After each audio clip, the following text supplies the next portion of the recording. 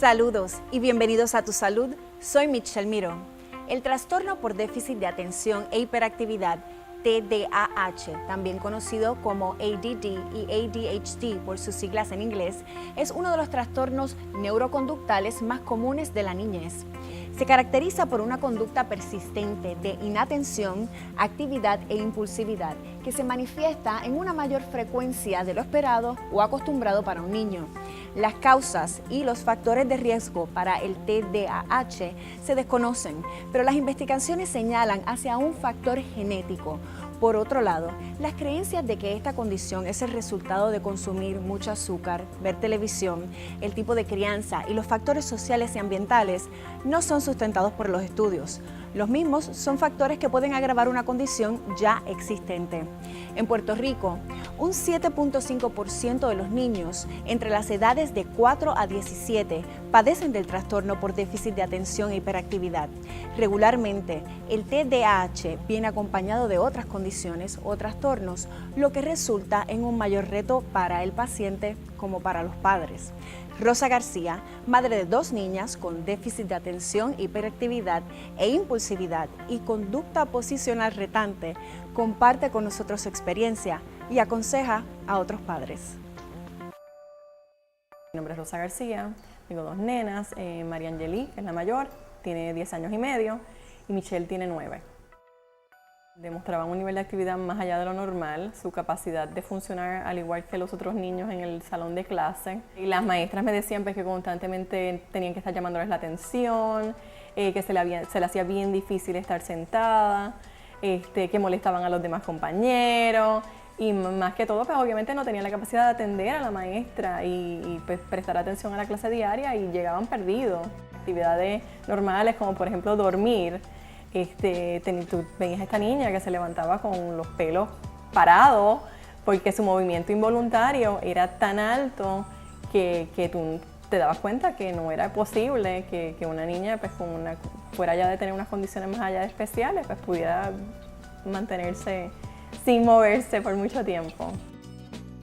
En el caso de María Angeli, que es la mayor, que tiene 10 años y medio, fue diagnosticada con déficit de atención con hiperactividad e impulsividad y conducta posicional desafiante.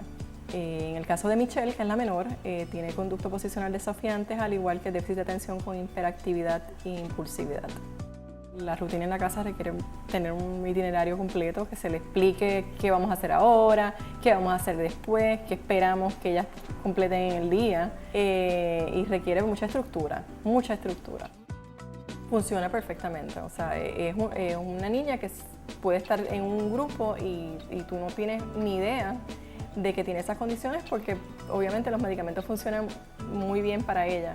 Al día de hoy, aun cuando son con medicamentos, son retantes porque tú no estás preparado para ese nivel de actividad, para ese nivel de impulsividad, tú no estás preparado como pareja pues para sobrellevar todas estas cosas que te están retando constantemente, o sea, nada es una cosa sencilla, nada es fácil.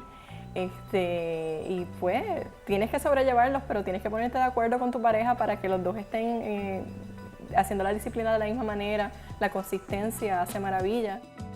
Lo más importante es que pueda tratar de exponerlo a la mayor cantidad de especialistas para que tenga un cuadro clínico más completo. En la gran mayoría de los casos, los niños que padecen del trastorno por déficit de atención e hiperactividad son medicados dependiendo del tipo de trastorno, para que puedan realizar las funciones necesarias en el diario vivir y se puedan concentrar o mantenerse calmados. El psiquiatra pediátrico, el doctor Nicolás Hernández, nos orienta. Déficit de atención con hiperactividad es una condición neuropsiquiátrica del desarrollo. Eso quiere decir que es una condición que pensamos que está acentuada en el sistema nervioso central y que influye en la conducta de la persona y va a tener una diferencia según la etapa del desarrollo en que se encuentra. Se divide en 4 tipos: los predominantemente inatentos, predominantemente hiperactivo e impulsivo, combinado y el no específico. Se ha visto que el déficit de atención corre en familia y se ha visto que genéticamente pues, una madre o un padre que tenga déficit de atención tiene una probabilidad de un 50% de que uno de sus hijos tengan esta condición. y el factor del historial prenatal y perinatal del niño y del desarrollo también son importantes para ver factores de riesgo que pueden traer como consecuencia la condición. En la prevalencia hay más varones que hembras. Cuando vemos niñas que tienen problemas en la atención, por lo general, al no tener dificultades conductuales en el salón de clase, no tener problemas de hiperactividad, pues lucen o pasan pues por niñas que se pasean, que es típico de ser niña, y no se le presta tanta atención, y no es hasta cuando empieza a deteriorar su función académica que entonces vienen a consulta. Una vez un niño es diagnosticado y reúne los criterios diagnósticos, uno le presenta a la familia las diferentes alternativas que hay de tratamiento. Es un tratamiento multifactorial, ¿no? Es donde se utilizan medicamentos, se utiliza cómo ayudar a una familia, a una madre, un padre a criar un niño que es más difícil de criar, cómo ayudar al niño a poder desarrollar unos autocontroles y cómo intervenir con la escuela para que este niño pueda desenvolverse mejor. La decisión del medicamento, una vez está el diagnóstico, yo le ofrezco a la familia pues hacer una prueba, un ensayo. Siempre utilizamos medicamentos de menor duración, ¿verdad? Para que la familia gane confianza, se vea si hay algún efecto secundario, se pueda trabajar inmediatamente y posteriormente uno se va moviendo entonces a medicamentos de más larga duración. Lo que hace es que favorece que haya una transmisión mejor de esas neuronas. Así que va a actuar específicamente en los síntomas de la condición, mejorando la atención, controlando la hiperactividad y la impulsividad. Todos los medicamentos tienen efectos secundarios.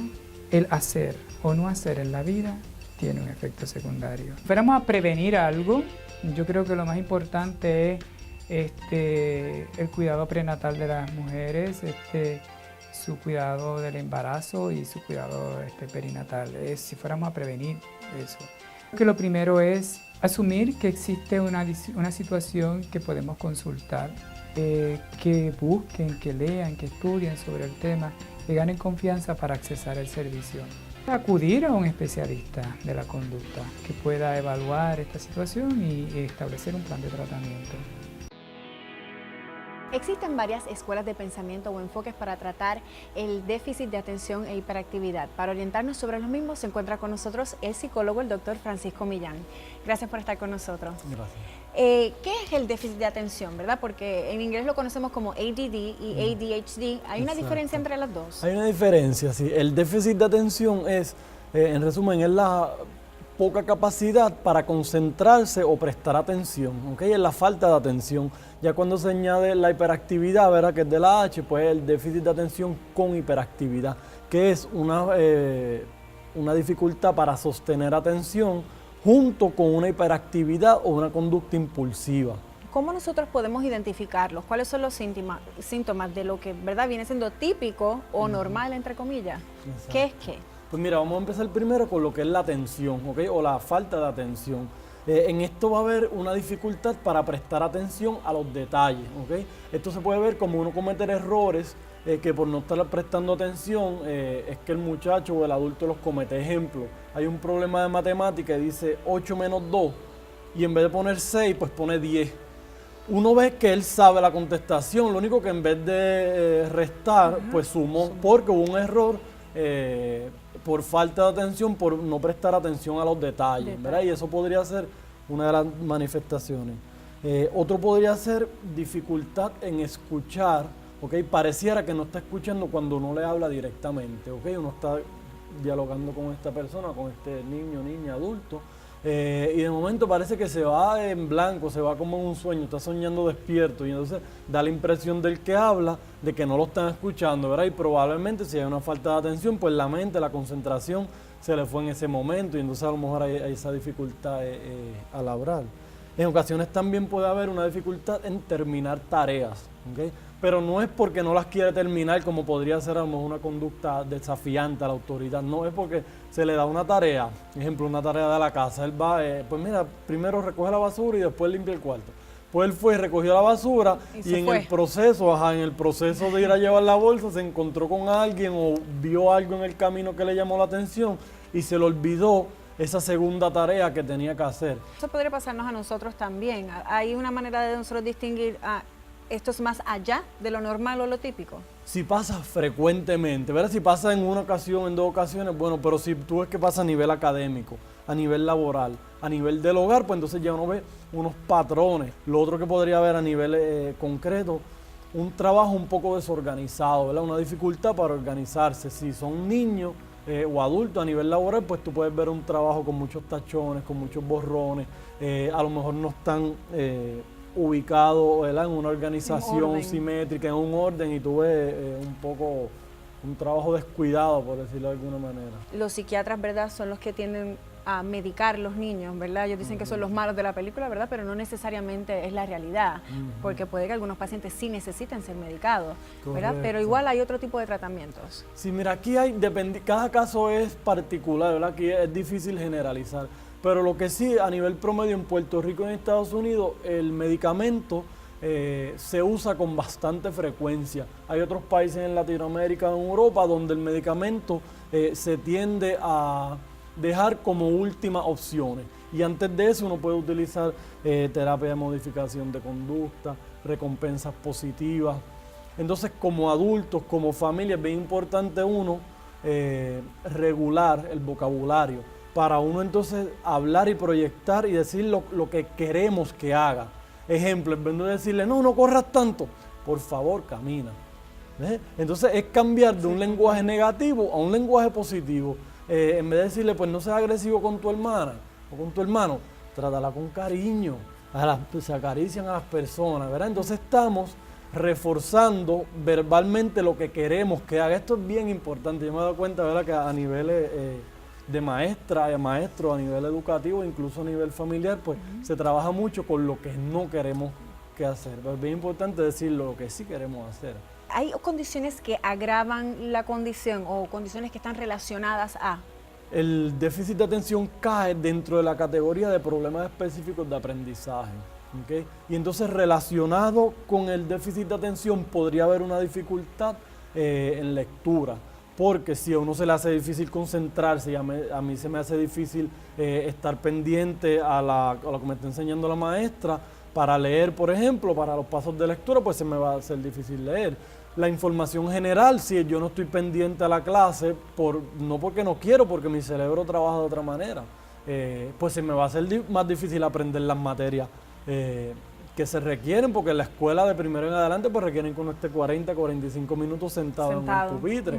Y esto, por lo general, pues va en contra de la manera de ser del déficit de atención con hiperactividad, ¿verdad? Entonces, aquí pues sí se puede haber una baja académica, no por falta de la capacidad, sino porque los medios de enseñanza en ocasiones no son los adecuados.